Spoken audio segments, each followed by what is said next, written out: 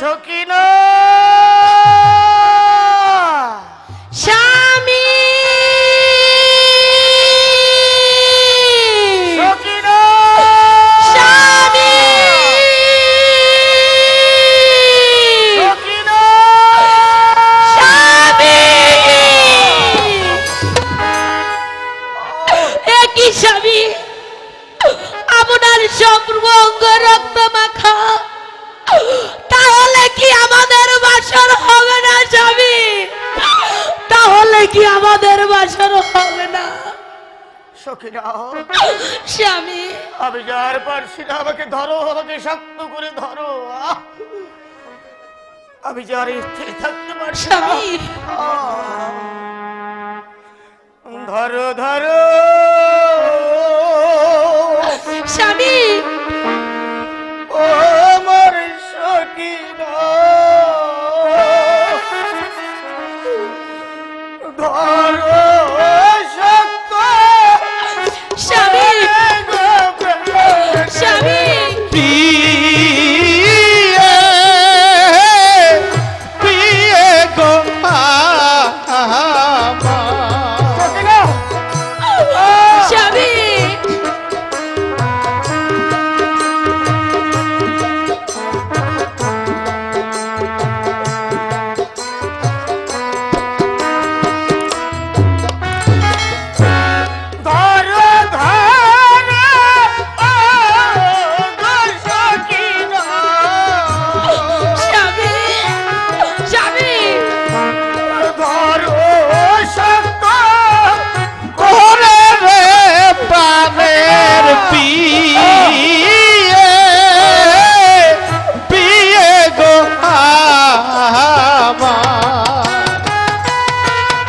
স্বামী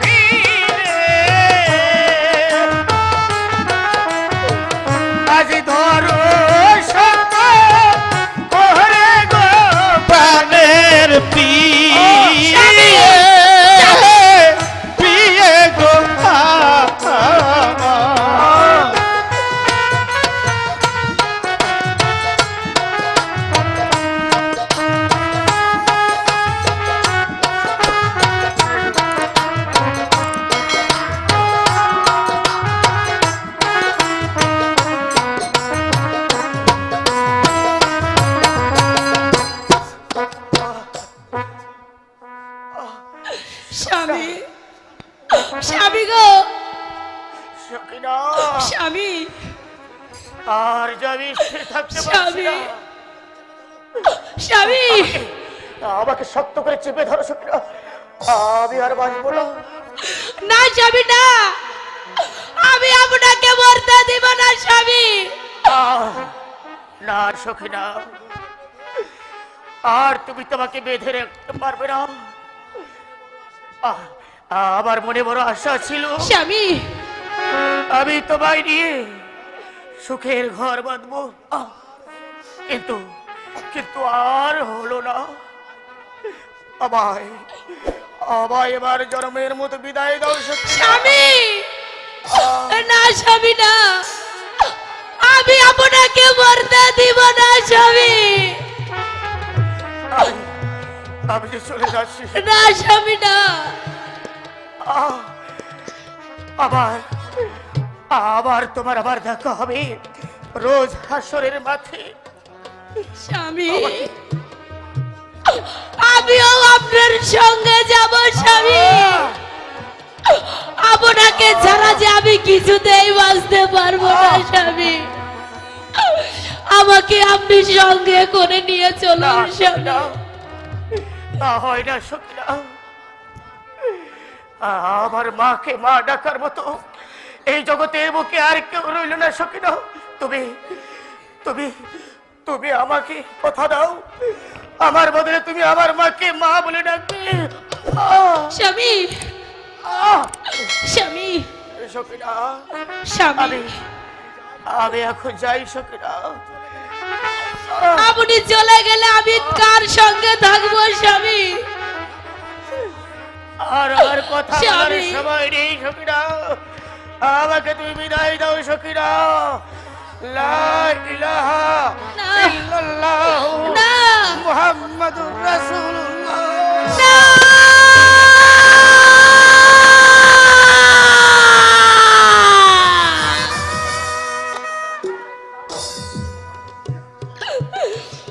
কোন কলমে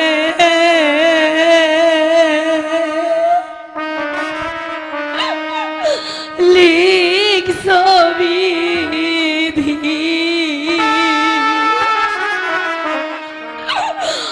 আমার এই না বিয়া গো দারুণ বিধি,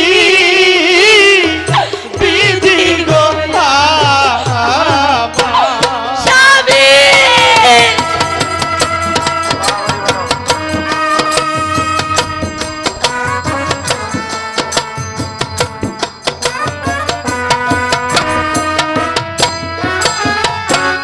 কোন কলমে লিখছো বিধি,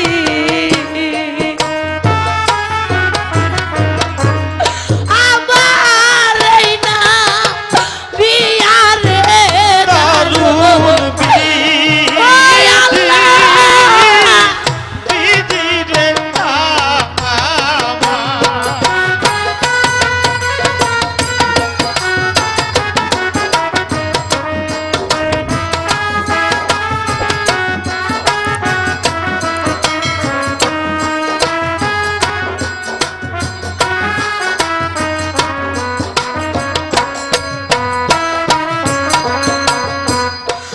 খানিসি নাকি যাইছে ছেড়ে গেল পতিরে দারুণ স্বামী।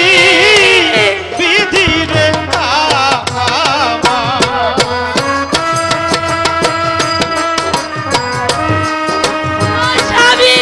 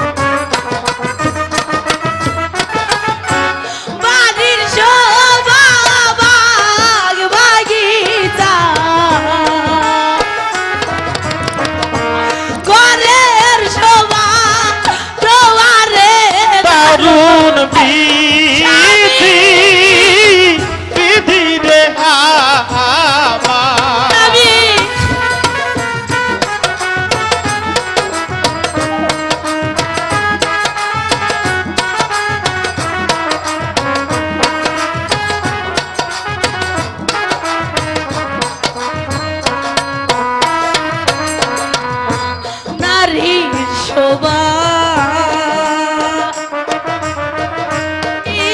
সিধু শোভা তোমারে দারুণ বিধি বিধি রে আমার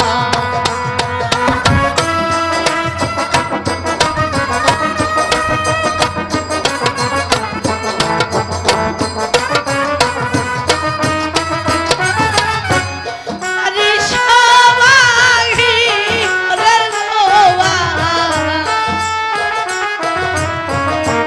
নারীর শোভা সিঁদুরে দারো বিধি বিধি রে আমার ওই আল্লাহ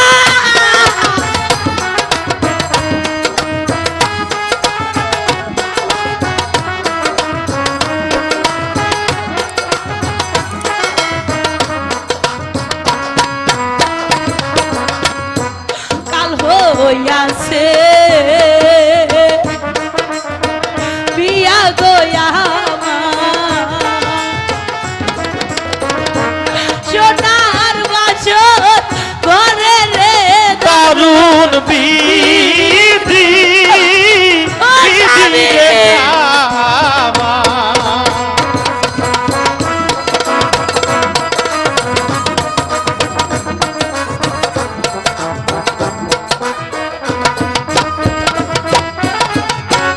আসে কানে পতি শহীদ কেমনে থাকি ঘরে রে দারুণ বিধি বিধি রে আমার স্বামী ও স্বামী একবার কথা বলো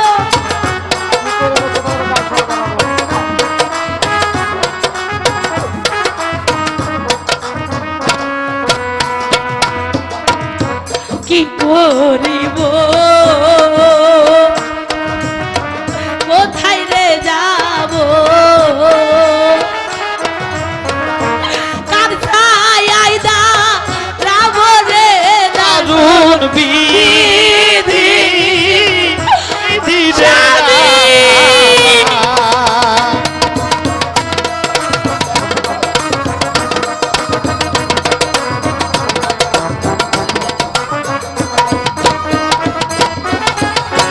কি করিব কোথায় যাব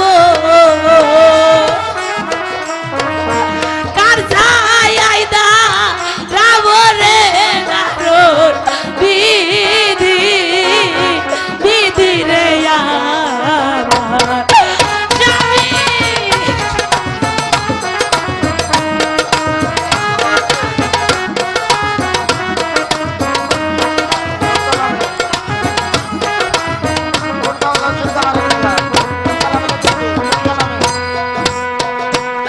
স্বামী একবার কথা বলুন স্বামী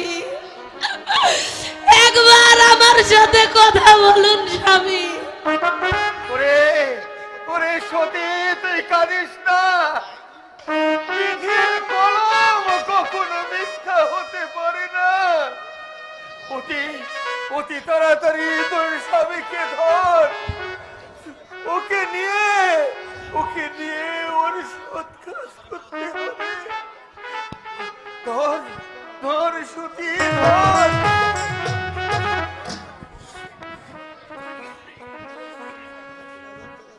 আমার ভাইয়ের একমাত্র সন্তান কাশেম সে যে যুদ্ধে ক্ষেত্রে গিয়েছে এখনো সে ফিরল না তাহলে কি তার কাফেরের হাতে মৃত্যু না, না, না। এক বিন্দু পানির জন্য আজ ইমাম বংশে হাহাকার উঠেছে হে পৃথিবীর মানুষ তোমরা কি দেখতে পাচ্ছ না এক ফোঁটা পানির জন্য আজ ইমাম বংশ ধ্বংস হতে চলেছে এই যে রেল কৈলাসহর ওই পুরাত নদী ঘিরে রেখেছে ওই তো পানি আমি যাবো আমি এক কোটি পানি আনতে যাবো পানি এনে আমি আমার বংশধরকে উদ্ধার করবো ওই। কোথায় গেল হোসেন একটু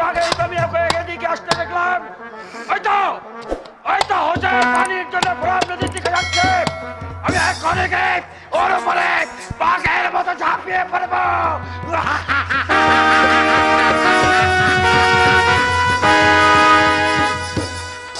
ওই তো ফোরাত নদীর কূলে আমি এসে গেছি, আমি এক্ষুনি পানি আনবো।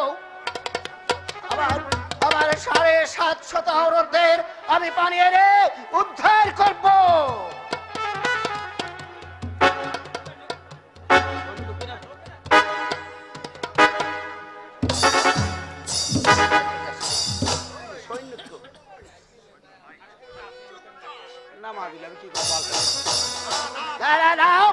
সৈন্যরা সব মরেছে। কোথায় কোথায় পানির জন্য আবার ইমাম বংশ হাহাকার উঠেছে। না না, আমি আমি তা হতে দেব না, আমি কিছুতেই তা হতে দেব না।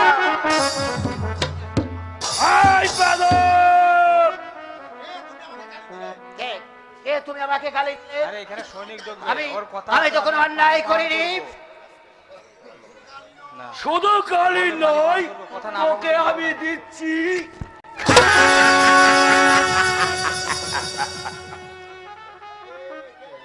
কে কে তুমি তুমি আমাকে লাথি মারলে? কে?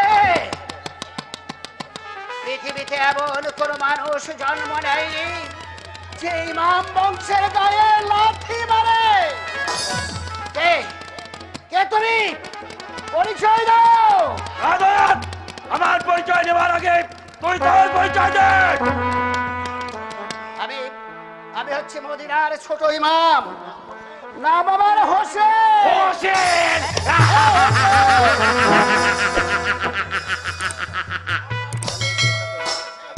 সম্রাট এজিদ ঘোষণা করেছে তোমাকে ধরে দিতে পারলে এজিদ আমাকে দেবে 1 লক্ষ স্বর্ণ মুদ্রা। তাই তাই আমি এক্ষুনি তোমাকে বন্দী করে নিয়ে যাব মহামান্য সম্রাট এজিদের দরবারে। কে তুমি? দাদব, তুমি আমাকে চিনতে পারছো না? আমি হলাম যার নাম শুনে 8 মাসের গর্ভবতী পর্যন্ত প্রসব করে দেয় সেই মহামান্য সম্রাট এজিদের প্রধান সেবক সুলান, নাম আমার শিবা।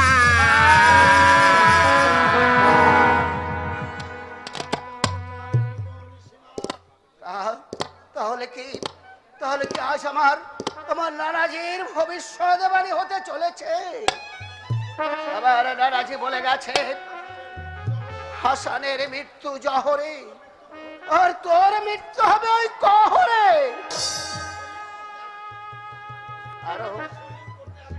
আর তোকে যে শহীদ করতে আসবে তার বুকে একটা পশম থাকবে না।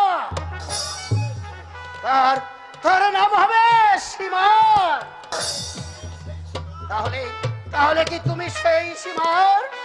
দাদব, আমি জানতে চাই তুমি আমার সঙ্গে স্বইচ্ছা এজিদের দরবারে যাবে কি না? আমি স্বইচ্ছায় যাব না। ওই পাপাত্তা এজিদের দরবারে।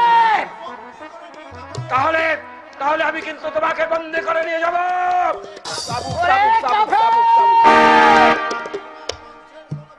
ইমাম বংশের কোন ব্যক্তি বিনা যুদ্ধে আজ পর্যন্ত কাপুরুষের মতো বন্দিত্ব স্বীকার করে না। তাহলে মার বেয়াদব।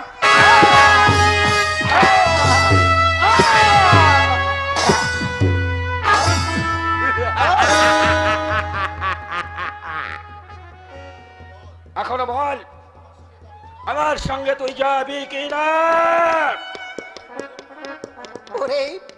ওরে কাফের, তুই আমাকে বেত্রাঘাত করলি। আমি তোর সাথে স্বেচ্ছায় যাব না। যাবি না? না। তবে সহ্য কর।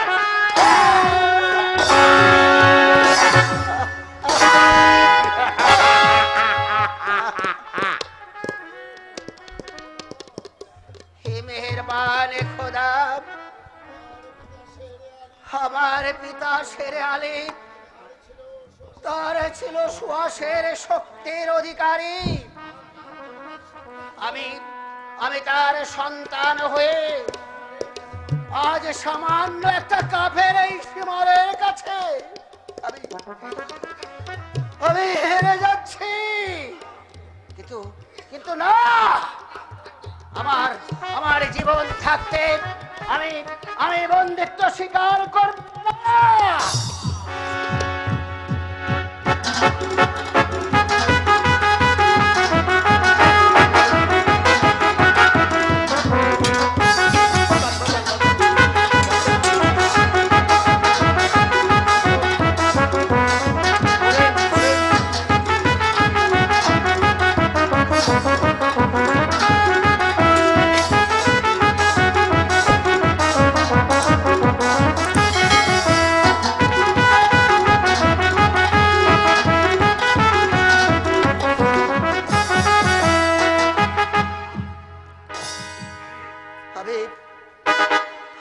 আমি আমি যুদ্ধে হেরে যাচ্ছি।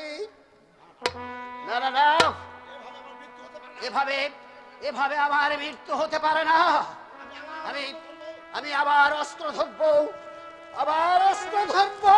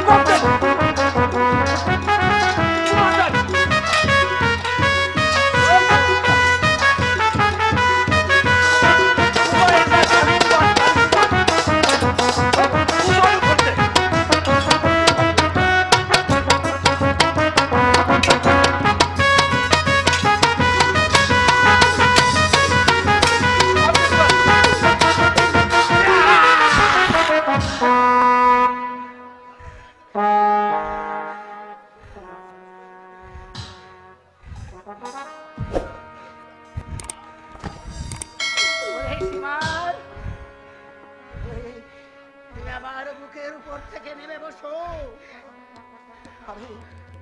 আমি আর সহ্য করতে পারছি না।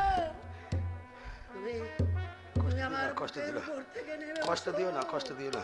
তুমি আমাকে আর কষ্ট দিও না। তোকে কষ্ট দিচ্ছি না, তোকে সুখ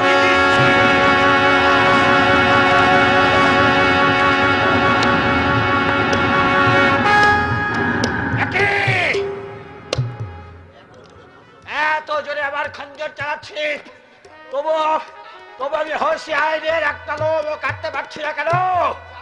তাকে জাদুকর, তাকে আবার চেষ্টা করে দেখি।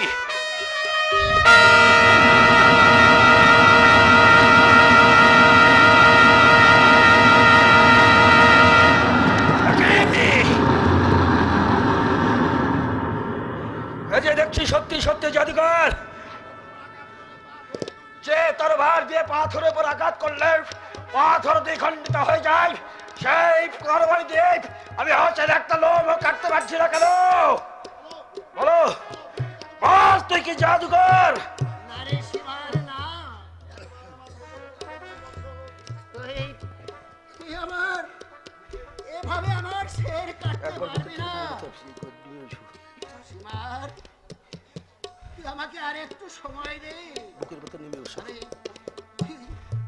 আমার বুকের থেকে নেমে বয়, আমি আর সহ্য করতে পারছি না।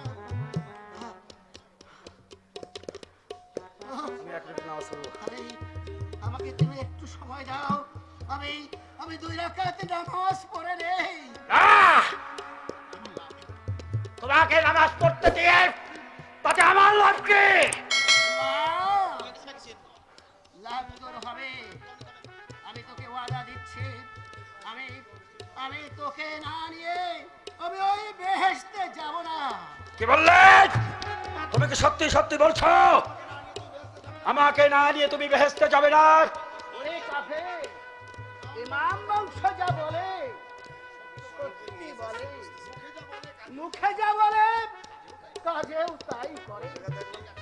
ঠিক আছে, তাহলে তাহলে আমি তোমাকে দৌড়ে কাত নামাজ পড়বার সুযোগ দিলাম, কিন্তু হোসেন খুব তাড়াতাড়ি তুমি তোমার নামাজ সেরে নেবে, আমার হাতে বেশি সময় নেই।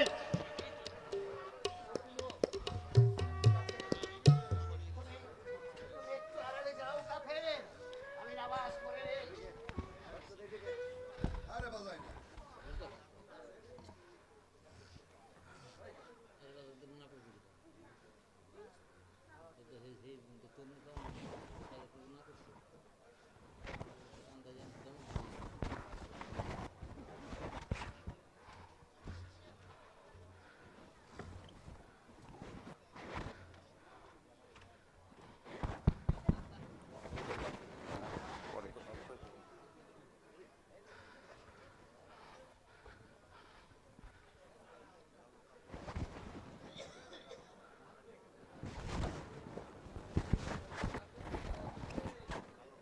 রেখে দে রিস্ট দে।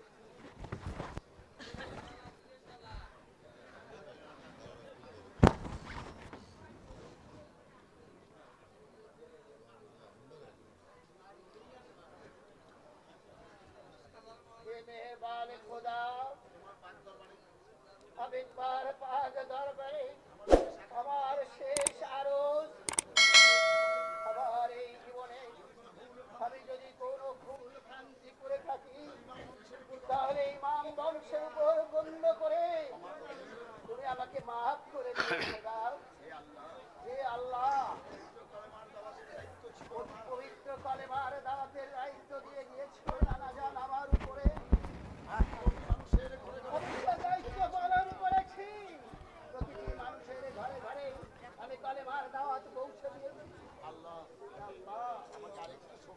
আরেকটু শক্তি দাও খোদা, তুমি আমাকে আরেকটু শক্তি দাও। হোসেন আর সময় দিতে পারবো না, এবার তুমি মৃত্যুর জন্য প্রস্তুত হও।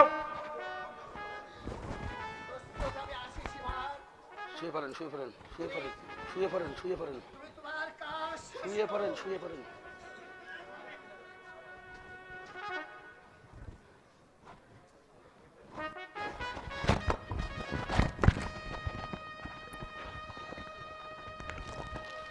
আমি আমি এই শুয়ে পড়ছি সীমার, তুমি তোমার কাজ শেষ করো।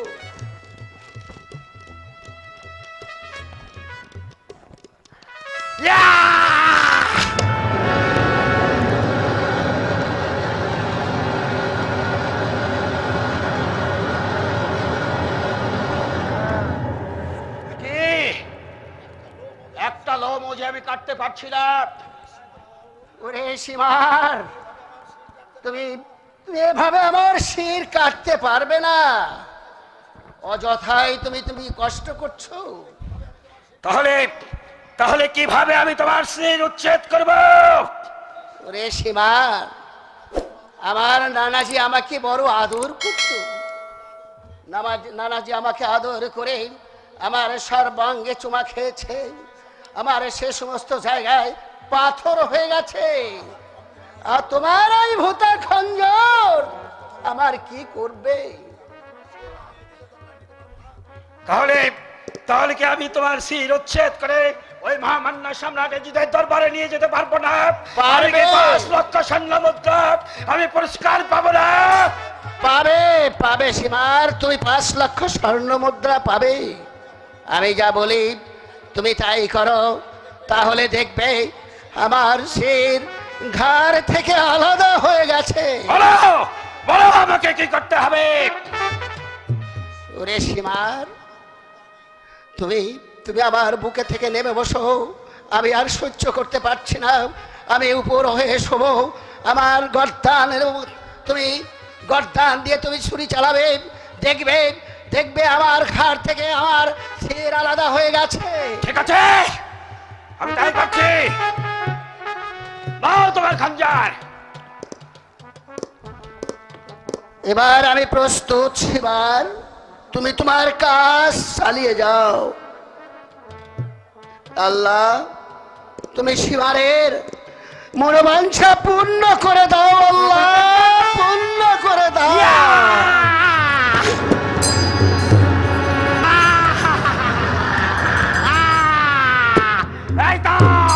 এই তো আমি হুসাইনের শির উচ্ছেদ করে নিয়েছি। আমি এক্ষণে উল্কার বেগে ছুটে ওই জিদের দরবারে হুসাইনের শির নিয়ে যাব।